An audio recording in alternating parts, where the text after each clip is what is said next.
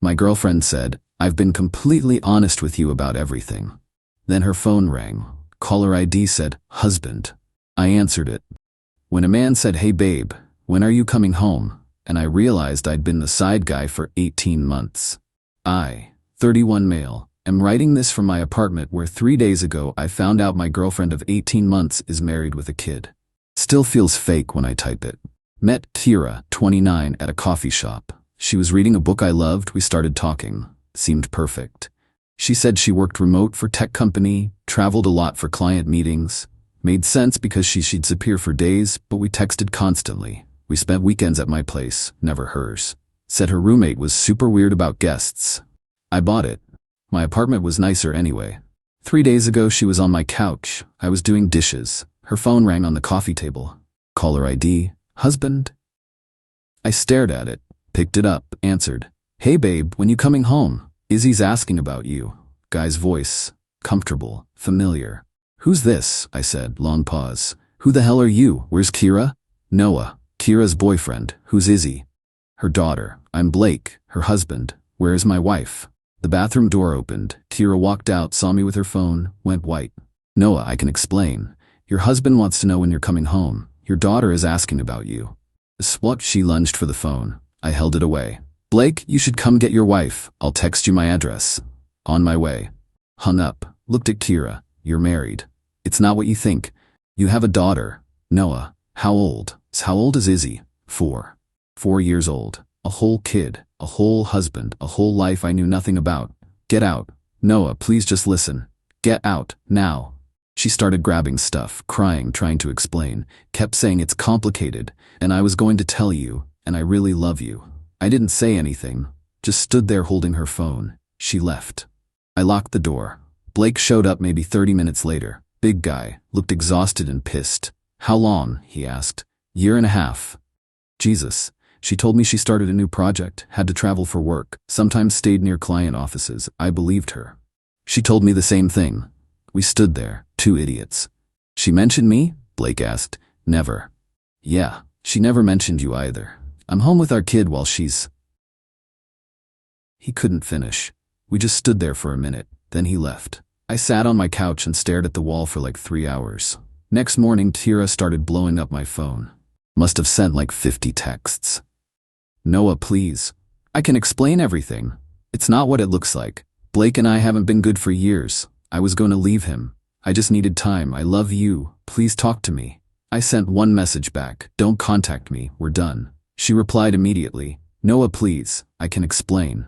Blake and I are basically roommates. Haven't been intimate in years. I was going to file for divorce, but I needed to do it right for Izzy. I love you. Only you. Please." Blocked her.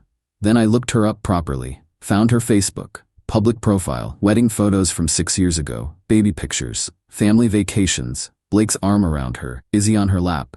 The whole happy family thing. And mixed in? Recent posts. Date night at restaurants I'd taken her to. Weekend getaway from trips we'd taken together.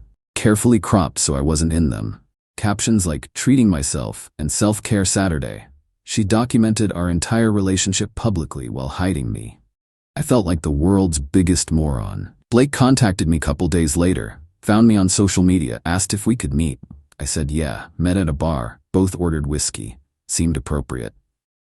I kicked her out, Blake said. That night, after I picked her up from your place, told her to leave. Where'd she go? Her sister's. She tried the whole "it's complicated" thing with me too. I told her to save it. How's your daughter? Confused. Asking why mommy's not home. I told her mommy's at Aunt Jenna's for a bit. He took a drink. Don't know what to tell a 4-year-old about this. That's rough. Want to know the really messed up part? Found receipts. She's been using our joint credit card for your dates. The one I thought was for business expenses. My stomach dropped. What? Yeah, fancy dinners, hotels, that wine country weekend you mentioned. I paid for half of that. I paid for most of our stuff, I said. But sometimes she'd insist on treating me. With my money. Blake laughed, but it wasn't funny. She charged like $3,000 in 6 months on stuff for you two. I thought it was client dinners and work hotels. We kept talking, comparing notes. The picture got worse. She told Blake she was working on a major project that needed travel. told me the same thing with different clients. Weekdays with Blake and Izzy, weekends and some weeknights with me. Whenever there was overlap, she claimed emergency meetings or project deadlines. 18 months, Blake said. 18 months of lying to both of us every single day. You ever suspect anything? No. She was good. Really good. She'd come home from work trips and tell me about conferences, people she met, had answers for everything. Same. She'd tell me about her roommate's drama, her coworkers, all fake. She doesn't have a roommate. That's me and Izzy. We kept going through stuff. Blake showed me Kira's Instagram post from 4 months ago. Girls' trip. With her sister. I knew that weekend. That was when Kira and I went to the coast. She told me her sister canceled last minute. She told you she was with Jenna? I asked. Yeah, sister bonding time. Even called me from Jenna's place to say goodnight to Izzy. She called me that same night from the hotel bathroom. Every trip, every work event, every girls' night, we matched them up. She'd been juggling both of us perfectly. Why? Blake asked. If she wasn't happy with me, why not just divorce? Why drag you into it? She told me she'd been single for a while before we met. She tell you about Izzy? Never. Blake looked at his drink. She's not a great mom.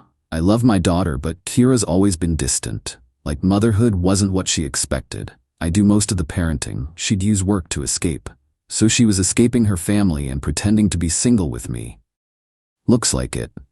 I'm filing for divorce, Blake said. Already got a lawyer. Adultery matters here. I'm documenting everything. You need me to testify? If it comes to that, yeah. Would you? Absolutely. She doesn't get to wreck both our lives and walk away clean. We exchanged numbers. He showed me pics of Izzy. Cute kid. She deserves better than this, Blake said, looking at his daughter's photo. When we left, I felt weird. Not better exactly, but less alone. 2 days later, Kira showed up at my apartment. I have a Ring doorbell. Saw her before she knocked. She looked terrible. Part of me felt bad.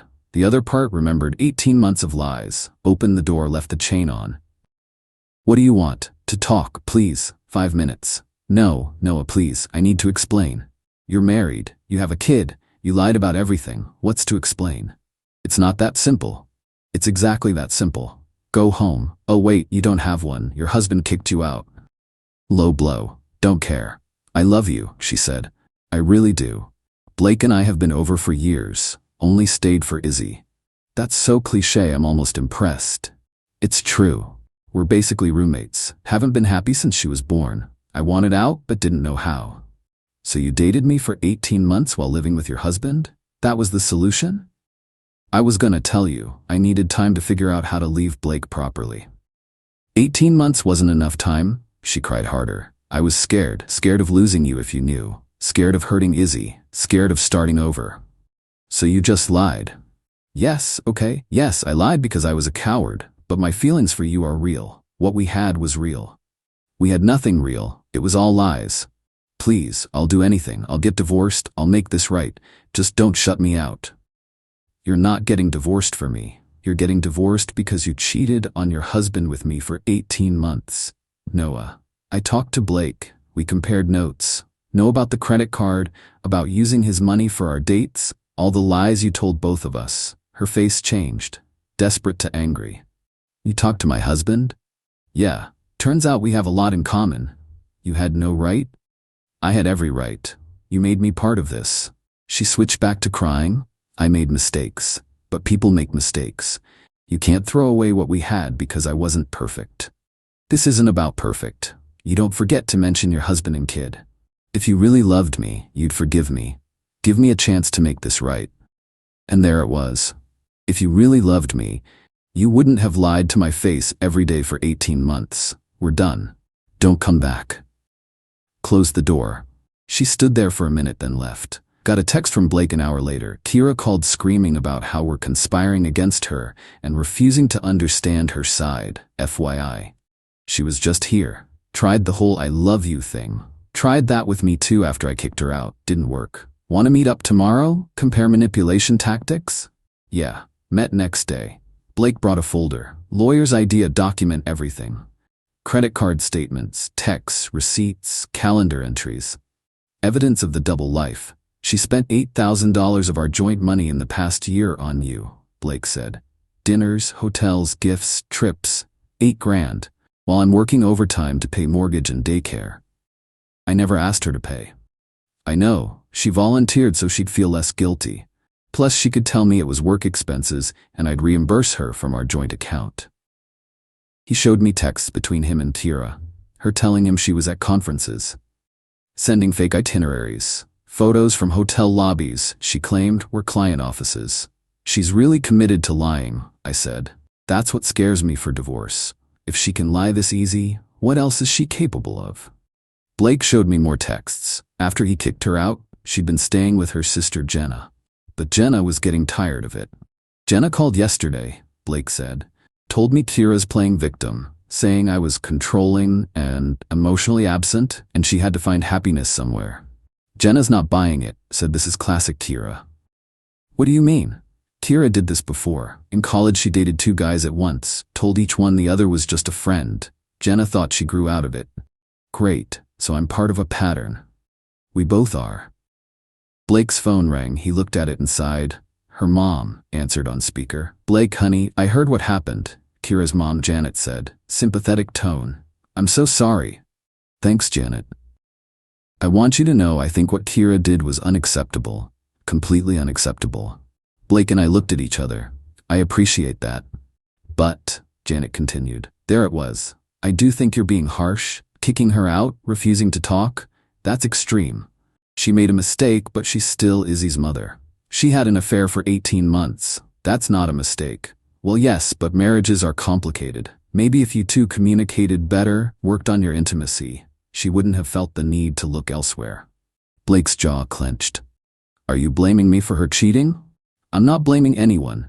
I'm just saying it takes 2 people to break a marriage. It takes one person to step outside the marriage and start a whole other relationship. You're being very black and white, Blake. Life is messy. People make mistakes.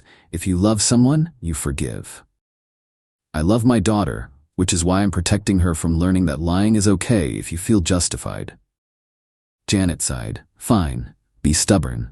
But don't cry to me when Izzy grows up without her mother because you couldn't be the bigger person. Blake hung up. Wow, I said. Yeah, that's Tira's family. Nothing's ever her fault. We kept going through evidence. It got worse.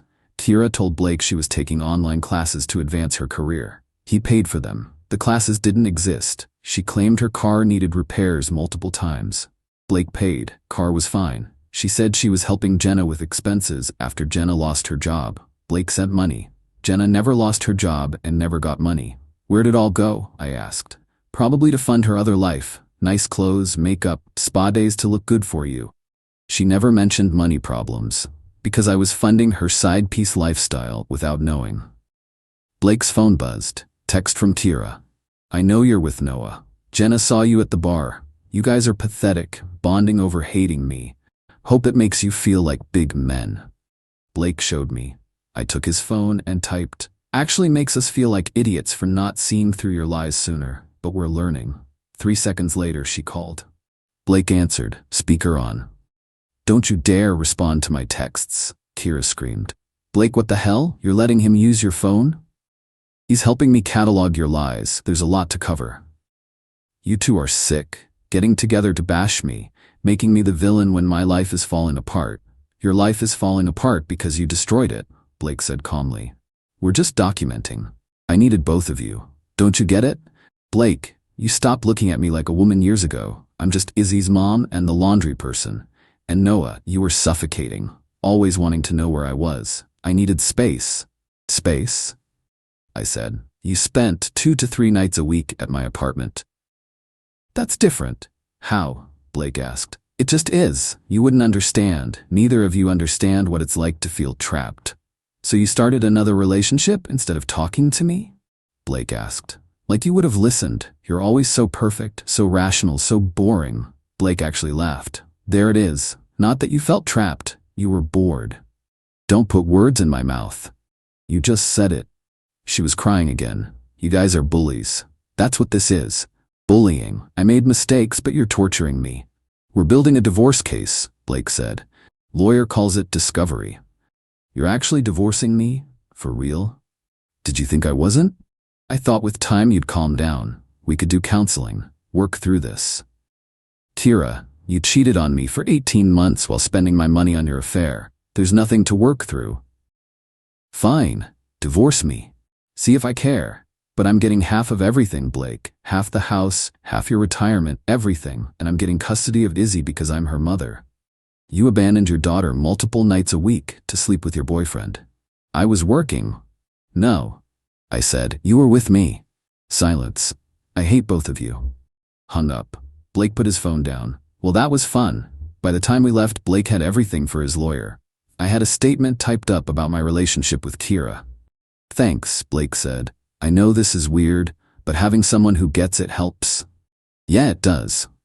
Driving home, I realized something. I wasn't heartbroken anymore, just angry. Angry I wasted 18 months on someone who saw me as a prop. Angry Blake was losing his marriage and his daughter's stability. But mostly grateful I found out when I did, before I proposed, before I got more tangled in her mess. Got home to an email from Kira. Long thing about how I betrayed her by talking to Blake, how I broke girl code, we're not girls, how I'm just as bad as Blake. Deleted it. It's been 3 months. Blake's divorce went fast. When you have documented proof of adultery, financial fraud, and abandoning your kid for an affair, things move quick. Kira fought it hard. Got a lawyer, tried claiming Blake was controlling and emotionally abusive. Said I was vindictive. Her lawyer painted her as trapped in an unhappy marriage, who made a mistake. Blake's lawyer destroyed that. They had phone records showing Kira texting me and Blake simultaneously for months, coordinating lies. Receipts showing her charging personal stuff to joint card claiming it was work. Her own Instagram posts documenting our relationship while lying to Blake. The custody hearing was brutal, according to Blake. She claimed she was the better parent. Blake told me over lunch. We'd started meeting every couple weeks. Told the judge I was distant and she was the primary caregiver. What'd the judge say? Asked her to explain why daycare records showed I did all pickups and drop-offs, and why Izzy's pediatrician had only met me, never her. Damn. Yeah, her lawyer tried to talk about quality time versus quantity time. Judge wasn't having it. Asked Kira directly how many bedtimes she'd done in 6 months. What'd she say? Couldn't answer, because the real answer was maybe 5 out of 180 nights. Blake got primary custody. Kira got supervised visitation every other weekend until she completes parenting classes. She lost the house, only got 30% of assets because of the money she stole for our relationship, has to pay Blake back $8,000. She called after the judgment, Blake said, screaming about how the judge was biased, the system's rigged, her lawyer was incompetent. Any responsibility? Not even a little, still the victim. She tried contacting you, blocked her everywhere, but she tried from other numbers, always begging for another chance or accusing me of conspiring with you to destroy her. Blake paid for lunch like always, said technically she already bought you enough meals with my money. How's Izzy? She's okay, asks about mom sometimes. I keep it simple, say mommy's working on being better. My therapist says that's right. You're in therapy? Started right after I kicked her out. Needed help processing. You should try it. Maybe. We talked about normal stuff. Work, life. Weird how comfortable the friendship had become. Hey, Blake said as we left. Having a thing next week for Izzy's 5th birthday, small party, you should come. Me? Yeah, you're my friend, and you unknowingly helped me see my marriage was a lie. That's a weird reason to celebrate at a kid's party. Come anyway. I went. Met Izzy for the first time. Smart kid.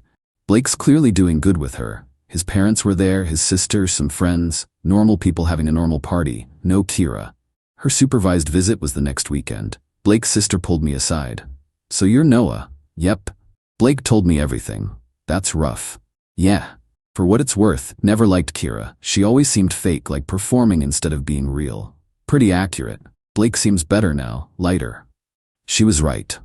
Blake looked happy, tired but happy. Leaving the party, Blake walked me out. Thanks for coming. Thanks for inviting me. Weird how this worked out. My wife cheats on me with you. We become friends. Now you're at my daughter's birthday. Life's strange. You doing okay? Yeah, I am. Still sucks sometimes, but I'm not drowning. Good. You deserve better than what she gave you. You too. I drove home feeling weirdly at peace. I'd spent 18 months with someone who didn't exist. The Kira I dated was a character. The real Kira was someone who lied to her husband and ignored her daughter while spending his money on her affair. Blake and I dodged bullets. Izzy's growing up with a parent who shows up. Kira? She's living with her sister, working retail part-time, seeing her daughter twice a month under supervision, still convinced everyone else is the problem. Blake told me she started dating someone new. Guy she met online. He has no idea about her daughter or ex-husband or history. Should we warn him? Blake texted. Would he believe us? Probably not. Then he'll figure it out. Some people never learn. Kira's one of them. She'll keep making messes, blaming everyone else, never looking in the mirror. Not my problem anymore. Blake and I still meet for lunch every few weeks. Sometimes we talk about the whole situation. Sometimes just normal stuff. He's a good friend. One I never would have had if his wife hadn't cheated on him with me. Weird how life works. That's where I'm at. No perfect ending. No dramatic revenge. Just real life. Messy, complicated real life. Kira's facing consequences. Lost her marriage, lost custody, lost assets, lost respect, but she's still out there lying, still refusing to take responsibility. Blake's moving forward. Izzy's adjusting. I'm healing. Sometimes that's enough.